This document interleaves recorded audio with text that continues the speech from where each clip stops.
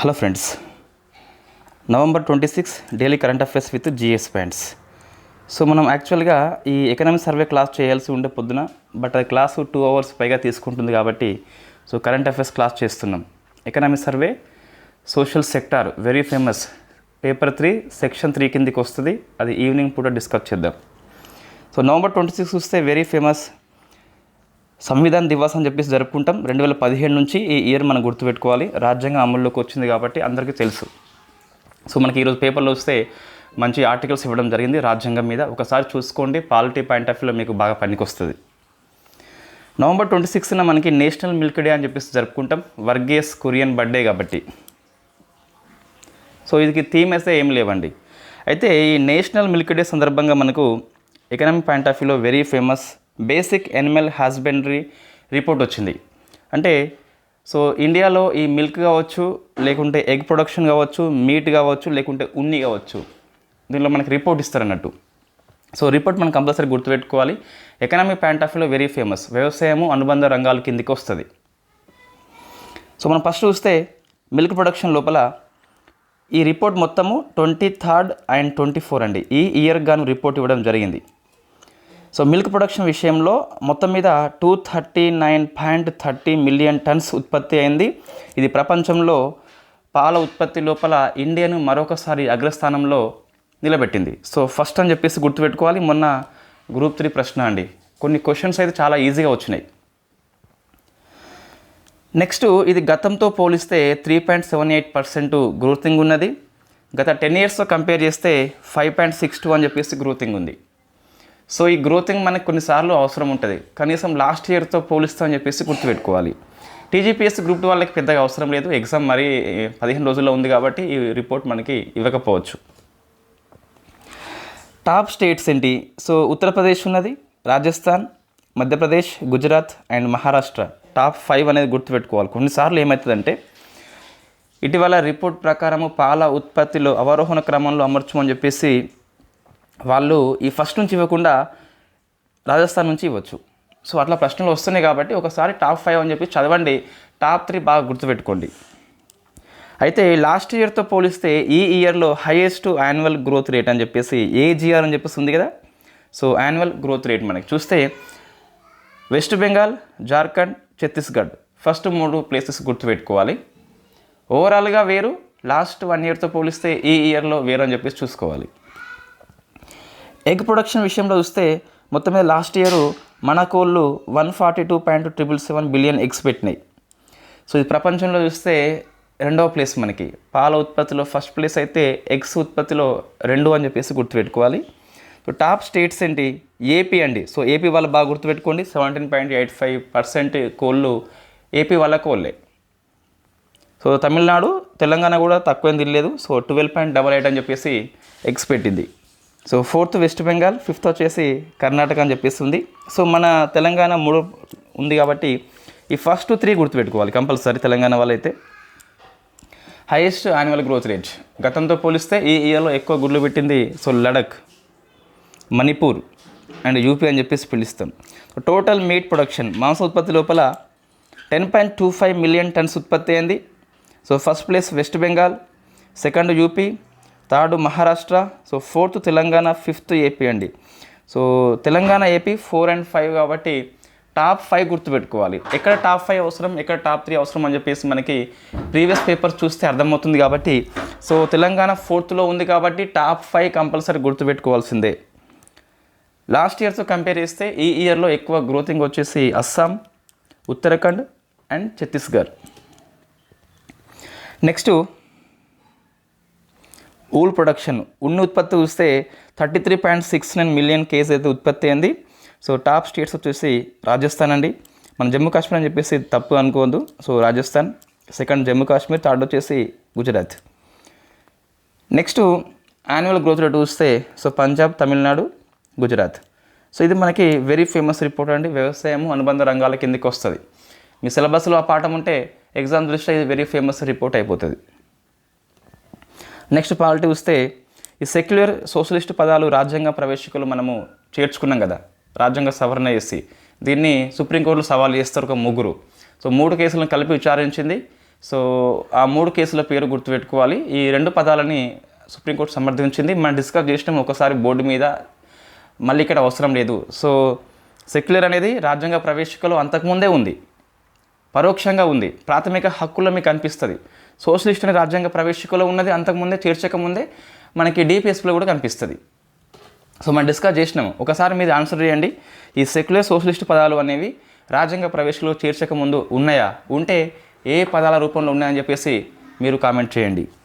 So 3 కేసుల పేర్లు గుర్తుపెట్టుకోవాలి. బలరామ్ సింగ్, సుబ్రహ్మణ్య స్వామి, అశ్విన్ ఉపాధ్యాయ్. ఈ 3 కేసులను కలిపి విచారించిందండి. వెరీ ఫేమస్ కేసు మనకి బలరామ్ సింగ్ అని చెప్పేసి మన కేసు పేరులో కనిపిస్తుంది. బట్ 3 కేసులు కలిపే విచారణ చేయడం జరిగింది. సో నాకు తెలిసి ఈ పదాలని మనం ఒక 3-4 టైమ్స్ డిస్కస్ చేసి ఉన్నాము. అంబేద్కర్ రాజ్యాంగం ఆమోదం విషయంలో ఎందుకు చేర్చలేదు అప్పుడు. There is a difference between the western and India point of వ్యూలో. మన లౌకికవాదం వేరు, వెస్టర్న్ లౌకికవాదం వేరు, మన సోషలిస్ట్ వేరు, వాళ్ళది వేరు. ఈ కన్ఫ్యూజన్ ఉంది కాబట్టి 1950s టైంలో అంబేద్కర్ సో చేర్చలేదు. బట్ రాజ్యాంగ ప్రవేశికలో మరొక రూపంలో పెట్టడం జరిగింది. నెక్స్ట్ మనకి రాజ్యాంగం అమల్లోకి వచ్చింది కాబట్టి November 26న భారత రాజ్యాంగం యొక్క సంస్కృతం మరియు మైథిలి అనువాదాలని రాష్ట్రపతి గారు ఆవిష్కరణ చేయడం జరిగింది. సో నెక్స్ట్ ఇవన్నీ పెద్దగా అవసరం లేదండి. సో ఇది గుర్తుపెట్టుకోవాలి, కేసుల పేర్లు. ఈ అనువాదాలు అయితే అవసరం లేదు. సో ఇది స్పేస్ కరెంట్ అఫైర్స్ అండి, కంపల్సరీ మనం గుర్తుపెట్టుకోవాల్సిందే. ఏంటి అంటే ఇండియాలో మొట్టమొదటి స్పేస్ ఏఐ టెక్నాలజీ కలిగిన ల్యాబ్ని మన హైదరాబాద్ సంస్థ రూపొందించింది. సో దాని పేరేంటి అంటే MOITD అని చెప్పేసి పిలుస్తాం. MOI means my orbital infra అని చెప్పేసి ఉన్నది. సో ఇది ఒక టెక్నాలజీ డెమాన్స్ట్రేటర్. సంస్థ వచ్చేసి టేక్ మీ టు స్పేస్ అని చెప్పేసి హైదరాబాద్ సంస్థ. So take me to space Hyderabad సంస్థ కాబట్టి గుర్తుపెట్టుకోవాలి. దీన్ని PSLV-60. సో మనకు తెలుసు వాట్ ఈస్ ద PSLV-C, మళ్ళీ ఇక్కడ అవసరం లేదు. సో ఇది మీరు ఆన్సర్ చేయండి. భారతదేశంలో మొట్టమొదటిసారిగా లిక్విడ్ ఫ్యూయల్ ఉపయోగించిన రాకెట్ ఏంటని చెప్పేసి ఆన్సర్ చేయండి. సో దీని ద్వారా మనము డిసెంబర్లో ఈ ప్రోబా 3 అని చెప్పేసి ఉంది కదా, December 4th ప్రయోగిస్తున్నాం.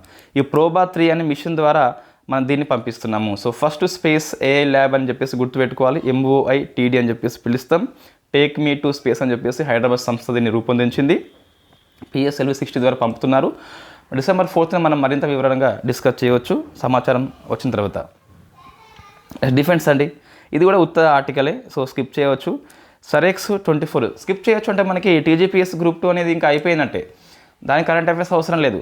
So APPS Group 2 వాళ్ళకి ఇటువంటి చిన్న చిన్నవి అవసరం లేదు. మీకు మెయిన్స్లో SNT సిలబస్లో ఉన్నప్పటికీ ఇటువంటిది అవసరం లేదు. సో మనకి ఎవరికి ఎగ్జామ్స్ లేవండి. ఇక నేను చెప్పేది కేవలం Group 1, Group 2, Group 3, Group 4 కాబట్టి. సో మన సంబంధిత పరీక్షలు అయితే దగ్గరలో లేవు కాబట్టి కొన్ని మనం స్కిప్ చేయవచ్చు. బట్ నోట్స్లో మనం రాద్దాం ఒకసారి, మన రికార్డు కోసం పనికి వస్తుంది. సో దీన్ని ఇండియన్ కోస్ట్ గార్డ్ కండక్ట్ చేస్తుంది, 11th ఎడిషన్. సో కొచ్చిలో ఈసారి కండక్ట్ చేసింది. ఆ ఎడిషన్ యొక్క పేరేంటి అంటే మనకు ఇది ఏంటి విన్యాసం అంటే national maritime search and rescue అండి. సో మనకి సముద్ర తీర ప్రాంతం లోపల మనకి సెర్చ్ అండ్ రెస్క్యూ కోసం చెప్పేసి ICG కండక్ట్ చేస్తుంది. 11th ఎడిషన్ ఇది. సరెక్స్ అని చెప్పేసి పేరు పిలుస్తాం. కొచ్చిలో కండక్ట్ చేయడం జరిగింది. నెక్స్ట్ ఇది కంపల్సరీ గుర్తుపెట్టుకోవాలి APPSC వాళ్ళు Group 2 కోసమని. India first green hydrogen fuelling station. అంటే మన గ్రీన్ హైడ్రోజన్ని మనకి సో పోస్తుంది అన్నట్టు, పెట్రోల్ పోస్తుంది, ఇక్కడ గ్రీన్ హైడ్రోజన్ పోస్తుంది. ఇది లేహ్లో అండి. అమర రాజా ఇన్ఫ్రా ప్రారంభించింది NTPC లిమిటెడ్ కోసం అని చెప్పేసి. ఇది ఇండియాలో first green hydrogen fuelling station అని చెప్పేసి గుర్తుపెట్టుకోవాలి. నెక్స్ట్ ఇది జాగ్రఫీ కిందకి వస్తుంది. So tattoo 1 hydro electric project అని చెప్పేసి క్యాబినెట్ ఆమోదించింది. మొన్న మన క్యాబినెట్ మీటింగ్ పెట్టుకుంది కదా, సో చాలా స్కీమ్స్ ఆమోదించింది. గవర్నమెంట్ పాలసీలో వస్తాయి ఇవన్నీ కూడా. So tattoo 1 hydro electric project అని చెప్పేసి యార్జెప్ నది మీద అరుణాచల్ ప్రదేశ్ రాష్ట్రం లోపల. సో ఇది హైడ్రో ఎలక్ట్రిక్ ప్రాజెక్ట్ కాబట్టి 186 మెగావాట్స్ అని చెప్పేసి గుర్తుపెట్టుకోవాలి. దీన్ని ఎవరు నిర్మిస్తున్నారు, ఎవరు అమలు చేస్తున్నారు అంటే north eastern electric power corporation limited అని చెప్పేసి గుర్తుపెట్టుకోవాలి. జస్ట్ ఆ ప్రాజెక్ట్ ఏంటి, ఏ నది, ఏ రాష్ట్రము, సామర్థ్యం ఎంత, ఎవరు అమలు అని చెప్పేసి ఉంది ఇక్కడ, ఈజీగా మనకు గుర్తుంటుంది. నెక్స్ట్ చూస్తే సో షాహీ జామా మసీద్ వార్తల్లో ఉంది. ఇట్లా మనకి వార్తల్లో ఉన్నప్పుడు దీన్ని ఎవరు నిర్మించారు, ఏ రాష్ట్రం అని చెప్పేసి మనకి ప్రశ్న వస్తుంది. అంతకుముందు మనకి వారణాసి లోపల జ్ఞానవాపి అని చెప్పేసి మసీద్ వార్తల్లో ఉండే. మధుర లోపల షాహీ ఈద్గా అని చెప్పేసి వార్తల్లో ఉండే. ధార్ కమల్ మౌలా అని చెప్పేసి ఒక మసీద్ వార్తల్లో ఉండే. అటువంటిది మరొకటి ఈ షాహీ జామా అండి. సో ఇది సంబాల్ లోపల ఉంటుంది, యూపీలో ఉంటుంది. ఇది జిల్లా కోర్టు అక్కడిది ఈ జామా మసీద్ని సర్వే చేయమని చెప్పేసి ఆదేశాలు ఇచ్చింది. అల్లర్లు స్టార్ట్ అయింది కాబట్టి మనకు క్వశ్చన్ అయితే వస్తుంది. వాస్తవంగా ఏంటి అంటే ఇక్కడ విష్ణు దేవాలయం ఉందట. సో ఇక్కడ ఇది హిందూ టెంపుల్ అట. 1526లో ఈ హిందూ దేవాలయాన్ని ధ్వంసం చేసి అప్పటి మొఘల్ చక్రవర్తి బాబర్ దీన్ని మనకు నిర్మించినట్టుగా వార్తలు వచ్చినాయి. సో 1526 బాబర్ అని చెప్పేసి గుర్తుపెట్టుకోవాలి. సో మొఘల్స్ రాజ్యం యొక్క స్థాపకుడు ఎవరు, ఏ యుద్ధం ద్వారా స్థాపించారు, ఇది మీరు ఆన్సర్ చేయండి. సో అయితే ఈ షాహీ జామా గురించి చూస్తే 1904లో very famous unsent మోన్యుమెంట్ preservation act అని చెప్పేసి వచ్చింది. దీని కింద ఇది మనకు రక్షిత కట్టడంగా ప్రకటించారు 1920 లోపల. కాబట్టి మనకి ఇది కొంచెం హిస్టరీ పాయింట్ ఆఫ్ వ్యూలో గుర్తుపెట్టుకోవాలి. అయితే అన్సెంట్ మోన్యుమెంట్ యాక్ట్ ఉంది కదా 1904లో, ఇది వచ్చినప్పుడు గవర్నర్ జనరల్ ఎవరు అని చెప్పేసి ఆన్సర్ చేయండి. సో మనకి ఇది హిస్టరీ పాయింట్ ఆఫ్ వ్యూలో ఈ క్వశ్చన్ అనేది వస్తుందండి.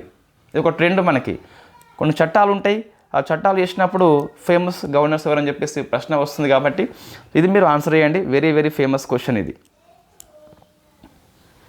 నెక్స్ట్ ఇది ఐఆర్ కిందికి వస్తుంది. సో రియాద్ డిజైన్ లా ట్రీటీ అని చెప్పేసి ఇండియా సంతకం చేసింది. ఏం లేదు, సో డిజైన్ లా ట్రీటీ అంటే ఇండస్ట్రీ విషయంలో ఈ మేధా హక్కుల కోసం అని చెప్పేసి ఒక ఒప్పందము అది ఇండియా సైన్ చేయడం జరిగింది. పైన ఆర్టికల్ మనం డిస్కస్ చేసినాం ఈ లోకల్ కరెన్సీ ఒప్పందం అని చెప్పేసి. నెక్స్ట్ ఇది వన్ ఆఫ్ ది ఫేమస్ అండి.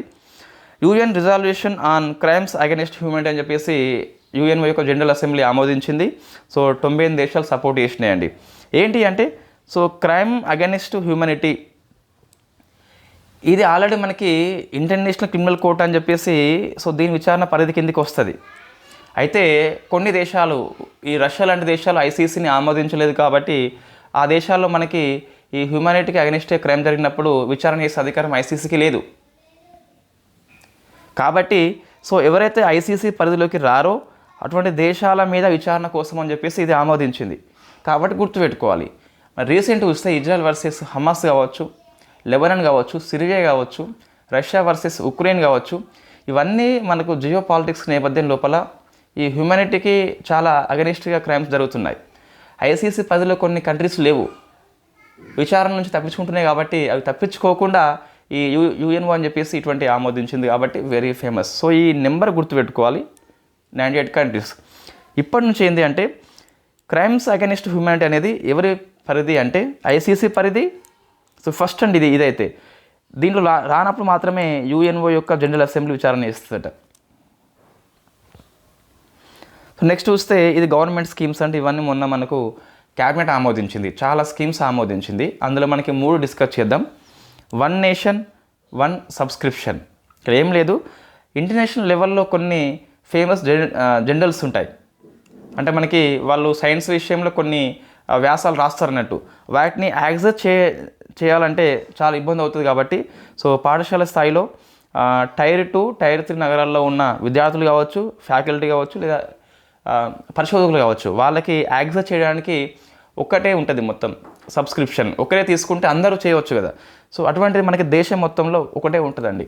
అంతర్జాతీయంగా ఫేమస్ అయిన సైన్స్ జర్నల్స్ యొక్క ప్రచురణలు యాక్సెస్ చేయడానికి ఈ స్కీమ్ మనం తీసుకొస్తున్నాము. 25, 26, 27 ఈ 3 years గాను ఇది పనిచేస్తుంది. సెంట్రల్ సెక్టార్ స్కీమ్ అండి. సో ఇది మనం గుర్తుపెట్టుకోవాలి కంపల్సరీ. నెక్స్ట్ ఎయిమ్ 2.0 అని చెప్పేసి దీన్ని పొడిగించారు 28th ఇయర్ వరకు, 31st. సో ఇక్కడ చూస్తే మనకు వాట్ ఈస్ ద ఎయిమ్ అంటే అటల్ ఇన్నోవేషన్ మిషన్ అండి. ఇది నీతి ఆయోగ్ యొక్క చొరవ ఇది. సో నవకల్పనల యొక్క ప్రోత్సాహం కోసం అని చెప్పేసి నీతి ఆయోగ్ దీన్ని ప్రారంభించింది 2016 లోపల. ఇప్పుడు మనం ఎయిమ్ 2.0 అని చెప్పేసి స్టార్ట్ చేసుకున్నాం. అటల్ ఇన్నోవేషన్ మిషన్ ఇండియా లోపల నవకల్పనలు ప్రోత్సహించాలని చెప్పేసి దీన్ని తీసుకొచ్చినాం. సో ఎయిమ్ కింద one of the famous Atal tinkering lab అని చెప్పేసి ఉంటుంది. నెక్స్ట్ మరొక స్కీమ్ని ఆమోదించింది national mission on natural farming అండి. సహజ వ్యవసాయం మీద జాతీయ స్థాయి మిషన్ అని చెప్పేసి ఇది బడ్జెట్లో పేర్కొన్నటువంటి మిషన్. ఇది 24-25 బడ్జెట్లో మనం డిస్కస్ చేసినాము. ఇప్పుడు జస్ట్ క్యాబినెట్ ఆమోదించింది. అవే పాయింట్స్ ఇక్కడ పనికి వస్తాయి. మినిస్ట్రీ ఆఫ్ అగ్రి కిందకి వస్తుంది. సెంట్రల్లీ స్పాన్సర్డ్ స్కీమ్ అంటే సో సెంట్రల్ ప్లస్ స్టేటు ఇరు అంటే యూనియన్ లెవెల్లో సెంట్రల్, స్టేట్ లెవెల్లో స్టేట్స్ రెండు కలిపి దీన్ని ఇంప్లిమెంట్ చేస్తాయి. సెంట్రల్ స్పాన్సర్డ్ స్కీమ్ అంటే అర్థం అది. సో లక్ష్యం ఏంటి మనకంటే కెమికల్ ఫ్రీ ఫార్మింగ్ అవసరము, సహజమైన వ్యవసాయం అవసరం అని చెప్పేసి ఈ స్కీమ్ మనం తీసుకొచ్చినాము. 25-26 వరకు ఇది అమల్లో ఉంటుంది. చాలా స్కీమ్స్ 15th ఫైనాన్స్ కమిషన్తో సమకాలీనం చేయబడతాయి. ఏంటి లక్ష్యాలంటే సిద్ధంగా ఉన్న జీపీ లోపల 2 ఏళ్ళ లోపల 15,000 క్లస్టర్స్ ఏర్పాటు చేయాలన్నట ఈ న్యాచురల్ ఫార్మింగ్ కోసం అని చెప్పేసి. 1 కోటి మంది రైతుల్ని ఇటువైపు మళ్లించాలంట. సుమారుగా 7.5 లక్షల హెక్టార్స్ అండి. ఈ గణాంకాలు గుర్తుపెట్టుకోవాలి కంపల్సరీ. దీనికోసం అని చెప్పేసి 10,000 బయో ఇన్పుట్ వనరుల కేంద్రాలు ఏర్పాటు చేస్తున్నామట. సో 10,000, ఈ 1 కోటి, 7.5 లక్షల హెక్టార్సు, ఇవన్నీ కంపల్సరీ గణాంకాలు గుర్తుపెట్టుకోవాలి. నెక్స్ట్ స్పోర్ట్స్ అండి. సో ఐపీఎల్ వేలం అని చెప్పేసి మనకి వార్తల్లో వచ్చింది. సో కొనుక్కుంటారు ఆటగాళ్ళని ఫ్రాంచైజీలు. ఎక్కువ వచ్చింది వేలం మనకి శ్రేయస్ అయ్యార్ 26.75 అయితే, ఇంకా అత్యధిక వేలం చూస్తే పంతు 27 కోట్లకి లక్నో కొనుక్కున్నది. కొనుక్కొని వీళ్ళు మంచిగా ఆడుకుంటే వీళ్ళని కొట్టచ్చు కూడా, తిట్టచ్చు కూడా, వాళ్ళ ఇష్టం. సో లక్నో అయితే దానికి ఫేమస్. 27 కోట్లు ఇవ్వడం వల్ల పంత మీద చాలా పెద్ద భారమే పడిపోతుంది. అతను హ్యాపీగా ఉండడు. 27 కోట్లు అంటే కంపల్సరీ ఆడాల్సిందే. సో ఫెయిల్ కావచ్చు, ఆటగాడు అన్నాక సహజం ఫెయిల్ అవ్వడం వచ్చేసి. సో అప్పుడు చాలా ఒత్తిడి పెరిగిపోతుంది. నెక్స్ట్ ఐపీఎల్ వేలం చూస్తే వైభవ్ సూర్యవంశం అని చెప్పేసి బీహార్ వ్యక్తి 13 ఏళ్ళు పిన్న వయసు కూడా అండి. సో రాజస్థాన్ రాయల్స్ కొనుక్కున్నది. సో 13 ఏళ్ళకి ఐపీఎల్లో ఆడుతున్నాడు. ఫస్ట్ మ్యాచ్ అరంగేట్రం చేయలేదు, బట్ ఇది ఒక రికార్డ్ అని చెప్పేసి గుర్తుపెట్టుకోవచ్చు. మన గ్రూప్స్ లాంటి ఎగ్జామ్లు ఇటువంటి పెద్దగా రావులేండి. నెక్స్ట్ అపాయింట్మెంట్స్ చూస్తే మల్దీవులకి హై కమిషనర్ వచ్చిండు. సో బాలసుబ్రహ్మణ్యం అని చెప్పేసి గుర్తుపెట్టుకోవాలి. నెక్స్ట్ బ్రెజిల్కి అంబాసిడర్ వచ్చిండు దినేష్ భాటి అని చెప్పేసి. BrahMos aerospace chief. So BrahMos aerospace అనేది మనకు రష్యా ప్లస్ ఇండియా యొక్క సంయుక్త ప్రాజెక్ట్ కదా. సో బ్రహ్మోస్ కోసం అని చెప్పేసి దానికి జయతీర్థ్ అని చెప్పేసి కొత్తగా వచ్చిండు. సో ముగ్గురు పేర్లు మనం గుర్తుపెట్టుకోవాలంటే ఈ బ్రహ్మోస్ ఒకటి గుర్తు, మిగతా 2 పెద్ద అవసరం లేదు. ఇది November 26 కరెంట్ అవర్స్ మనకి. So thank you very much. ఈరోజు మీరు గ్రూప్ 2 లాంటి ఎగ్జామ్స్ రాస్తారు కదా ఏపీపీఎస్ వాళ్ళు. సో టీజీపీఎస్ పెద్ద ఎగ్జామ్స్ అయితే ఏం లేవు కాబట్టి ఏం గుర్తుపెట్టుకోవాలి అంటే ఈ ప్రియాంబిల్ కేసులు గుర్తుపెట్టుకోవాలి, ఈ రిపోర్ట్ గుర్తుపెట్టుకోవాలి, స్పేస్ గుర్తుపెట్టుకోవాలి, డిఫెన్స్ అవసరం లేదు, ఇది గ్రీన్ హైడ్రోజన్ ఫ్యూలింగ్ స్టేషన్ గుర్తుపెట్టుకోవాలి, సరిపోతుంది. ఇంకా తర్వాత ఒకవేళ మీకు వ్యవసాయం పాఠం ఉంది కాబట్టి ఈ స్కీమ్స్ లోపల న్యాచురల్ ఫార్మింగ్ అని చెప్పేసి గుర్తుపెట్టుకోవాలి, సరిపోతుందండి. టీజీపీఎస్ వాళ్ళకి దగ్గరలో గ్రూప్స్ ఎగ్జామ్ లేవు కాబట్టి మీరు స్కిప్ చేయవచ్చు, బట్ వేరే ఎగ్జామ్స్ రాస్తే గిట్ట ఇవైతే అన్నీ famous. So thank you very much. So మనం ఈరోజు ఈవినింగ్ ఎకనామిక్ సర్వే డిస్కస్ చేద్దాం. సోషల్ సెక్టార్ అని చెప్పేసి ఉంటుంది. అందులో మొత్తము 6 చాప్టర్స్ ఉంటాయండి మనకి. హెల్త్ ఉంటుంది, ఎడ్యుకేషన్ ఉంటుంది, రూరల్ డెవలప్మెంట్ అని చెప్పేసి ఉంటుంది, ఎస్డిజి గోల్స్ ఉంటుంది, ఉమెన్ ఉంటుంది, పావర్టీ ఉంటుంది. మొత్తం 6 చాప్టర్స్ ఉంటాయి మనకు. Thank you very much.